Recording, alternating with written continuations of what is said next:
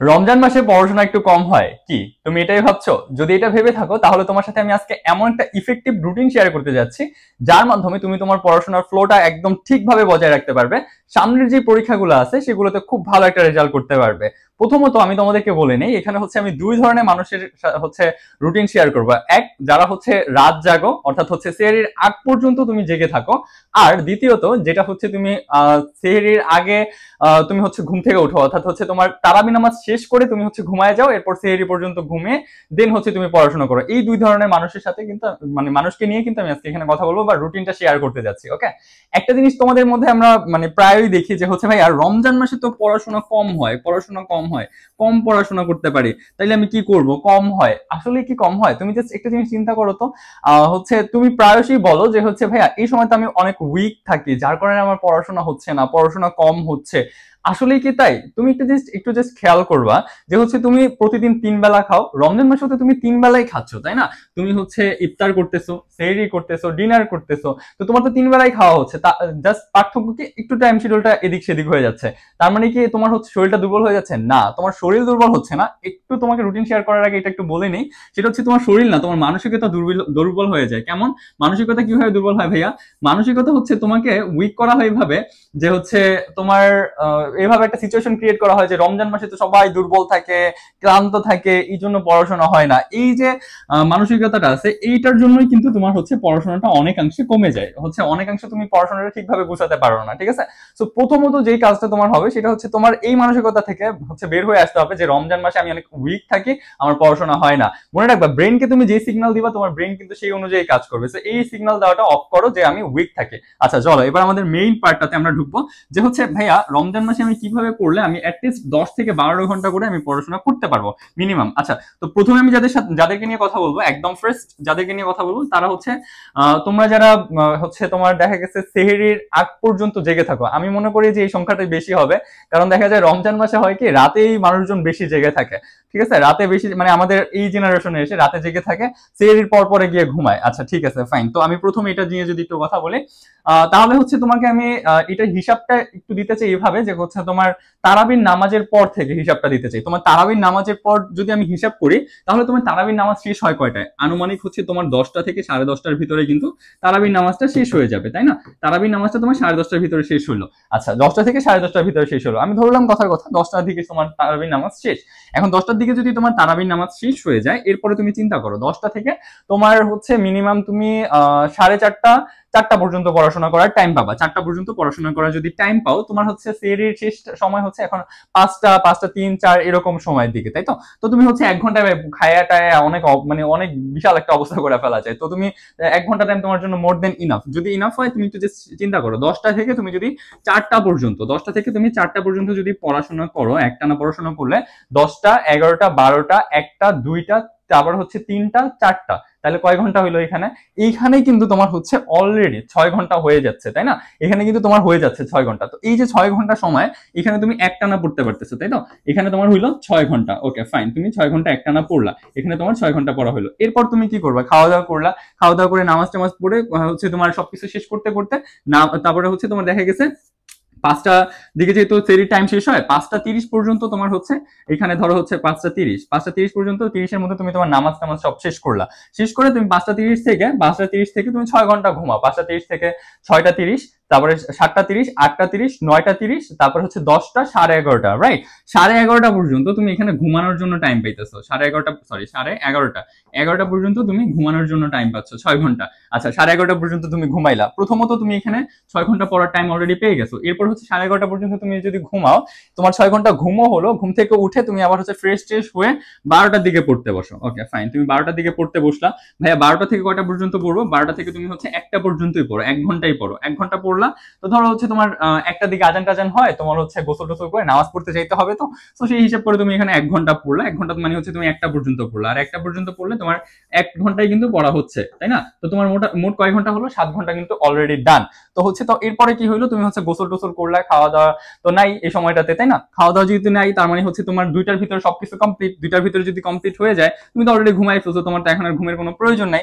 তো 2টা পর্যন্ত, 2টা থেকে তুমি আবার পড়াশোনা স্টার্ট করো। 2টা থেকে তোমার আসরের নামাজের কথা যদি চিন্তা করি, 4টা পর্যন্ত অ্যাটলিস্ট তুমি পড়াশোনা করার টাইম পেতেছো, তাই তো? এখানে তুমি আরো হচ্ছে 4টা পর্যন্ত তুমি পড়াশোনা করার টাইম পাচ্ছ। 4টা পর্যন্ত যদি পড়াশোনা করার টাইম পাও, তাহলে এখানে তুমি আরো কয় ঘন্টা পাচ্ছ? এখানে তুমি আরো 2 ঘন্টা পাচ্ছ। 7 ঘন্টা আর 2 ঘন্টা, কয় ঘন্টা? অলরেডি 9 ঘন্টা ডান।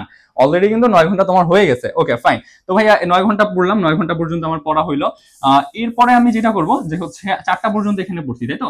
4টা পর্যন্ত এখানে পড়লাম। এরপরে হচ্ছে আমার এরপর হচ্ছে তুমি 4:30 পর্যন্ত তুমি নামাজ পড়লা। 4টা থেকে 4:30টার ভিতরে তোমার নামাজ শেষ।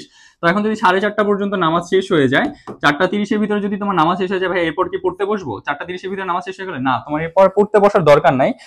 যদি পসিবল হয় তাহলে হচ্ছে তুমি এই সময়টাতে কোরআন শরীফ পড়ো, বা হচ্ছে বিভিন্ন বয়ান শোনো, এই সময়টাতে শুনতে পারো চাইলে, মাইন্ডটা রিল্যাক্স করার জন্য।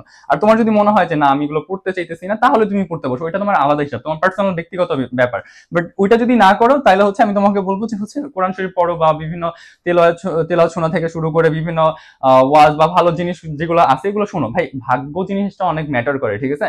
তুমি তোমার ধর্মকর্ম না করে শুধুমাত্র যে পড়াশোনা করে গেলে কিন্তু অনেক সময় কাজটা হয় না। তুমি অবশ্যই ধর্মকর্মটা করা প্রয়োজন এই সময়টাতে।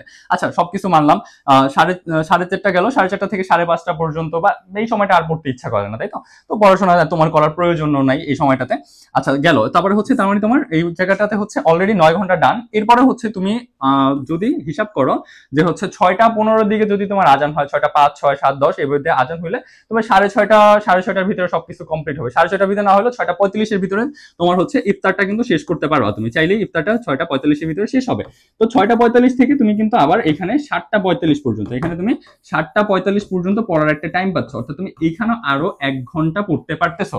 এখানে তুমি আরো 1 ঘন্টা পড়তে পারতেছো। তার মানে তোমার কতক্ষণ হলো সময়? জাস্ট হিসাব করো তো, সব মিলিয়ে তোমার কিন্তু অলরেডি এখানে 10 ঘন্টা ডান। এখানে কিন্তু 10 ঘন্টা ডান। ভাই 10 ঘন্টা পড়া মানে কিন্তু অনেক হিউজ। 10 ঘন্টা পড়া কিন্তু এই জায়গাটাতে এসে হিউজ। এখন একটা রমজান মাসে এসে 10 ঘন্টা পড়তে পারছো। তুমি চাইলে আরো বাড়াইতে পারো, যদি বিকালের সময়টা তুমি পারো, তখন 11-12 ঘন্টা পর্যন্ত পড়া পসিবল। আচ্ছা, তো এইটা ছিল মোটামুটি তোমরা যারা হচ্ছে রাত জাগা প্যাচা আছো যারা, তাদের জন্য। আর এবার আসো যে ভাইয়া আমরা যারা হচ্ছে রাত জাগি না, তারা কি করবো? তাদের জন্য কি করণীয়? তোমরা আরো বেশি পড়তে পারবে। কেমনে দেখাই, আসো তোমাদেরকে একটু জিনিসটা যদি আমি দেখাই যে তোমরা কিভাবে আরো বেশি পড়তে পারবে যদি রাত না জেগে তুমি একটা প্রপার ওয়েতে আগাও। মানে হচ্ছে যেভাবে পড়াশোনা করার কথা তুমি যদি ওই ওয়েতে আগাও, তাহলে তুমি আরো বেশি হচ্ছে ভালো করতে পারবা। দেখো এই জায়গাটা যারা আছো, তোমরা যারা হচ্ছে রাত জাগো না, তারা হচ্ছে সেহরি শেষ করে, সেহরি না তো, তারাবি শেষ করে তুমি এখানে এসে ঘুমায় যেতেছো। তার মানে তোমার এখানে ঘুমটা কয়টা বাজে হচ্ছে? তোমার 10টার দিকে তোমার তুমি ঘুমে চলে গেলা, অথবা 10টা থেকে 10:30টার দিকে তুমি ঘুমে চলে গেলা।